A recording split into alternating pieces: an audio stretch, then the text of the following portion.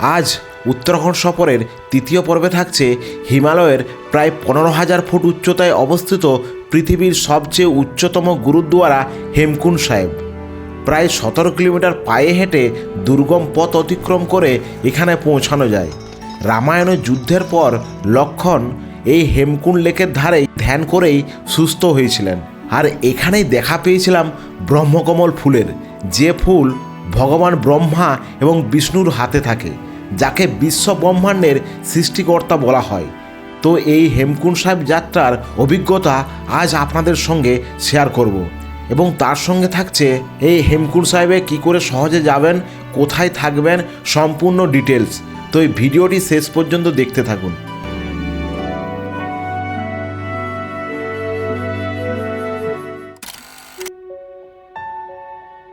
এর আগের ভিডিওতে দেখিয়েছিলাম ঋষিকেশ থেকে বাসে করে আমরা গোবিন্দঘাটে পৌঁছেছিলাম। গোবিন্দঘাটে একটা নাইট স্টে করে পরের দিন সকালে শেয়ার ট্যাক্সিতে করে চলে আসি গোবিন্দঘাট থেকে 3 কিলোমিটার দূরত্বে থাকা পুনলাতে। এই পুনলা থেকেই আমরা পায়ে হেঁটে যাত্রা শুরু করি। প্রায় 11 কিলোমিটার পায়ে হেঁটে পৌঁছে যাই সমুদ্রপৃষ্ঠ থেকে প্রায় 12,000 ফুট উচ্চতায় অবস্থিত ঘানঘরিয়াতে। ঘানঘরিয়াতে থাকার জন্য বেশ কিছু হোটেল এবং হোমস্টে আছে, এবং ফ্রিতে থাকার জন্য গুরুদ্বারা আছে। আমরা ছিলাম ট্রেকার্স হোম নামক একটি হোমস্টেতে।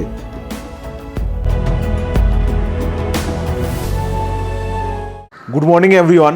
আজ উত্তরাখণ্ড সফরের 5ম দিন। আজ আমরা বর্তমানে এখন ঘানঘরিয়া হোটেলে আছি।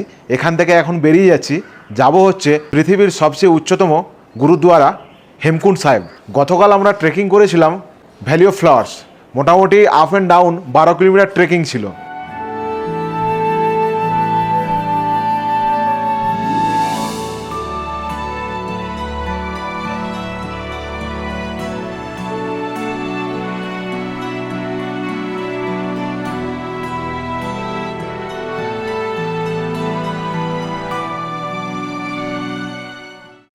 আজও মোটামুটি হেমকুণ্ড সাহেব যাচ্ছি, মোটামুটি আপ অ্যান্ড ডাউন 12 কিলোমিটারের ট্রেকিং আছে। দেখা যাক লাস্ট পর্যন্ত আমরা কমপ্লিট করতে পারি কিনা। পায়ের অবস্থা তো খুবই খারাপ। সকালে ব্রহ্মকমল রেস্টুরেন্টে ব্রেকফাস্ট করে আমরা হেমকুণ্ড সাহেব যাত্রা শুরু করেছিলাম। এই রেস্টুরেন্ট অন্যান্য রেস্টুরেন্টের তুলনায় অনেকটাই বেটার।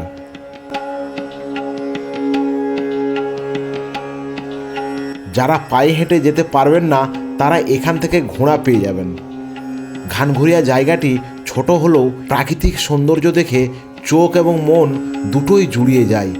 এই ঘানঘরিয়া ভুন্দর উপত্যকার শেষ মানব জনবসতিপূর্ণ জায়গা। মাত্র 6 মাস খোলা থাকে, মে থেকে অক্টোবর মাস পর্যন্ত। তারপর বরফের চাদরে মুড়ে যায় এই ছোট্ট ঘানঘরিয়া।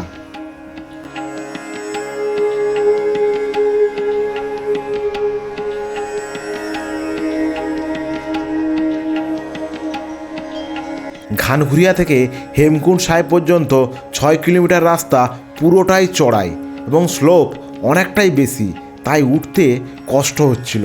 এবং যেহেতু বর্ষাকাল, তাই রাস্তাটাও স্লিপারি। রাস্তা বড়ই দুর্গম, কিন্তু রাস্তার পাশের দৃশ্য তা নৈসর্গিক, এক কথায় ভয়ঙ্কর সুন্দর।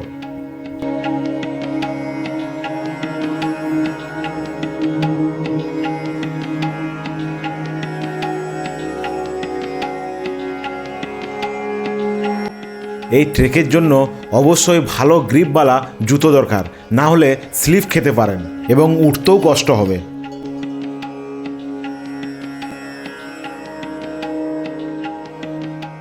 ঘানঘরিয়া থেকে হেমকুণ্ড সাহেবের যে টোটাল ট্রেকিং ডিস্টেন্সের প্রায় 50% আমরা চলে এসেছি।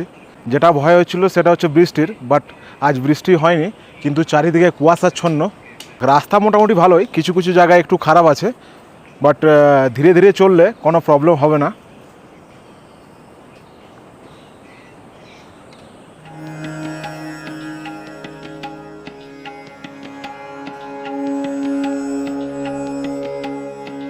একটা ভালো জিনিস হলো রাস্তার পাশে দোকানও রয়েছে।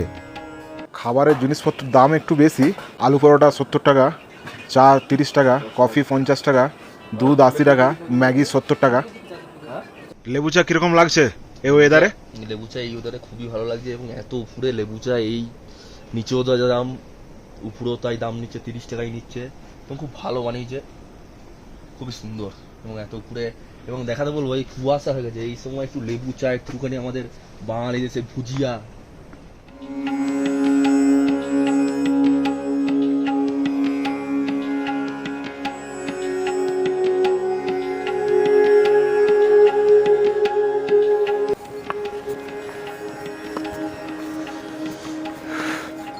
তো হালকা হালকা বৃষ্টি শুরু হয়ে গেছে, বাট এখনও আমাদের 3 কিলোমিটার পথ বাকি আছে।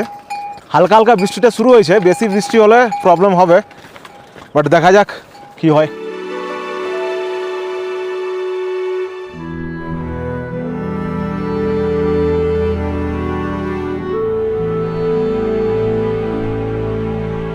যাত্রা শেষ 2 থেকে 3 কিলোমিটার বেশ চ্যালেঞ্জিং, কারণ একদম খারাপ বাঁক, পাথুরে পথ, আর উচ্চতা বাড়ার সঙ্গে সঙ্গে অক্সিজেন লেভেল কমে আসছে।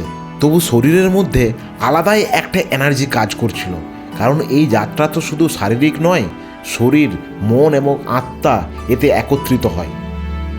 তার সঙ্গে চারিপাশের শ্বাসরুদ্ধকর প্রাকৃতিক সৌন্দর্য, যা আমাদেরকে ধীরে ধীরে উপরে নিয়ে যাচ্ছিল।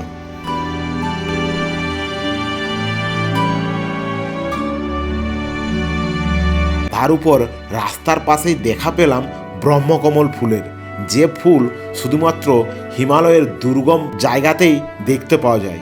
এই ব্রহ্মকমল ফুল সম্পূর্ণ ফুটন্ত অবস্থায় দেখলে নাকি মনের ইচ্ছা পূরণ হয়। এই যাত্রার প্রায় অন্তিম পর্যায়ে চলে এসেছি। এই যে রাস্তাটি দেখতে পাচ্ছেন, এই রাস্তা দিয়ে গেলে আর 1 কিলোমিটার, আর এই সিঁড়ি বরাবর উপরে উঠলে আর 500 মিটার বাকি আছে। তো আমরা সিঁড়ির রাস্তায় ধরেছিলাম।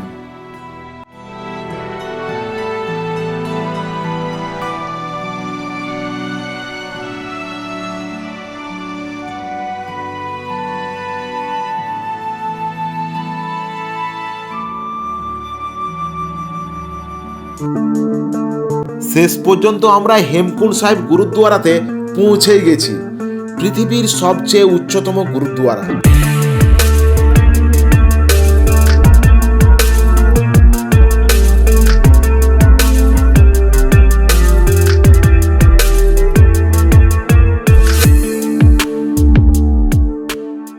চারিদিকে পাহাড়, আর পাহাড়ের চূড়া মেঘে আবৃত, তার সঙ্গে হেমকুণ্ড লেকের নীল জল আর কনকনে ঠান্ডা মিলেমিশে একাকার হয়ে এক আশ্চর্য পটভূমি এবং এক মনোমুগ্ধকর দৃশ্য তৈরি করেছে। দশম শিখ গুরু শ্রী গুরু গোবিন্দ সিংজিকে উৎসর্গ করে এই হেমকুণ্ড সাহেব, যিনি তার পূর্ববর্তী অবতারে হিমালয়ের এখানেই ধ্যান করেছিলেন। এবং হেমকুণ্ড সাহেব হিন্দু পুরাণের সাথেও জড়িত। রামায়ণের যুদ্ধের পর লক্ষণ এখানে এসে ধ্যান করেছিলেন এবং এই লেকে স্নান করে সুস্থ হয়েছিলেন। গুরুদ্বারা দর্শন করে লঙ্গরখানাতে খেতে গিয়েছিলাম। এই লঙ্গরখানা দুপুর 2টা পর্যন্ত খোলা থাকে। এই কনকনে ঠান্ডায় একদম গরম গরম লঙ্গরখানার খাবার বেশ ভালোই লাগছিল। তো ভিডিওটা এই পর্যন্ত ছিল। ভিডিওটা ভালো লেগে থাকলে একটা লাইক করে দেবেন, সাবস্ক্রাইব করতে ভুলবেন না। আর হ্যাঁ, যদি কোনো প্রশ্ন থাকে অবশ্যই কমেন্ট বক্সে জানাতে পারেন।